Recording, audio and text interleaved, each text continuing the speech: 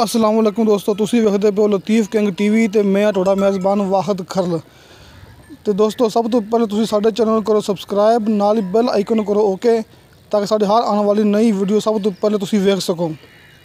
तो दोस्तों अज भी असी तुहाडे वास्ते बड़ी सोहनी ते बड़ी प्यारी गां दी वीडियो लेके हाज़र होए हां। तो दोस्तों उम्मीद करांगा तुहानूं ये वीडियो साडी पसंद आवेगी।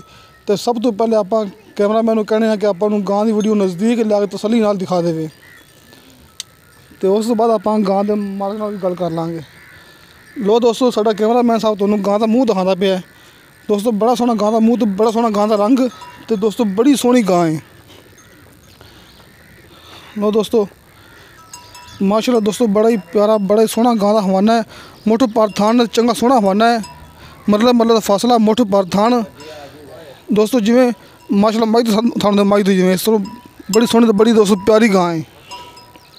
दोस्तों बड़ा सोहना गां दा रंग है माशाल्लाह, तो बड़ा सोहना मारे ना हवाना पर नज़दीक लग दिखाना चाचा माड़ा पड़ी अगों आके कत्थों अगों माड़ा। लो दोस्तों बड़ा सोहना बड़ा ही प्यारा गां दा हवाना, मुठ पर थान मरले दा फासला। दोस्तों बड़ा सोहना गां दा हवाना, माड़ा पिछों ही दिखा दे। लो दोस्तों मज़ीद तसल्ली कर लो, गां सोहना बड़ा सोहना गां दा हवाना दोस्तों, तो बड़ा सोहना गां दा रंग है। तो मज़ीद आप गां के बारे अपने गां के मालिक साहब आप गां के मालिक को पुछ लांगे। अस्सलाम वालेकुम जी। वालेकुम सलाम जी।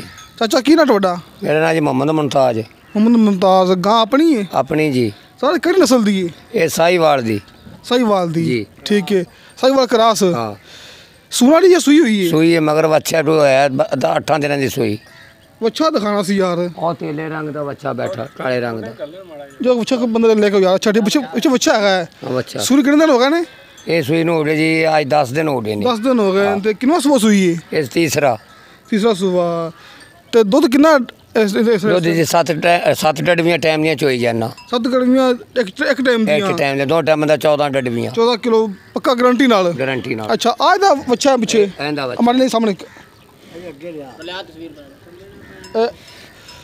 लो दोस्तों अब अच्छा गाना कैसे भुल गया सा, तो हम तसल्ली नाल गाना बच्चा वेख लो। लो दोस्तों दोस्तों गाना बच्चा चंगा सोहना चंगा तगड़ा गाना बच्चा दोस्तों। अच्छा जी हुण गां दी कितनी कीमत है? गां दा जी पट्टा मुल 1.5 लाख है। 1.5 लाख? इनसे की प्यार मोहब्बत कर लोगे जो लेना? नहीं जी प्यार मोहब्बत को नहीं, बिल्कुल नहीं हैगी। नहीं जी पट्टा मुल मंगे ना दो ना। ठीक है पक्का 1.5 लाख रुपये पक्का रेट है। हाँ तो घट नहीं देनी। ठीक है जी ठीक है। लो दोस्तों 1.5 लाख गां दा कीमत मंगी, तो पक्की कीमत मंगी है। इन कोई प्यार मोहब्बत नहीं, बिल्कुल पक्का तो बिल्कुल फिक्स रेट है। तो दोस्तों किसी दोस्त ने गां खरीदनी हो, गां पसंद आई हो, साडा नंबर लग्या डिस्क्रिप्शन दे विच। अगर किसी दोस्त नूं डिस्क्रिप्शन का पता नहीं लगता तो 0321 57 29 251 साडा राबता नंबर है। साडा यही नंबर व्हाट्सएप पर भी लगे हुआ है। तुहानूं साडी वीडियो पसंद आवे साडी वीडियो लाइक करो, शेयर करो, अपने कमेंट्स लेके भेजो। तो दोस्तों मिलने अगली वीडियो ते। खुदा हाफिज़। पाकिस्तान जिंदाबाद।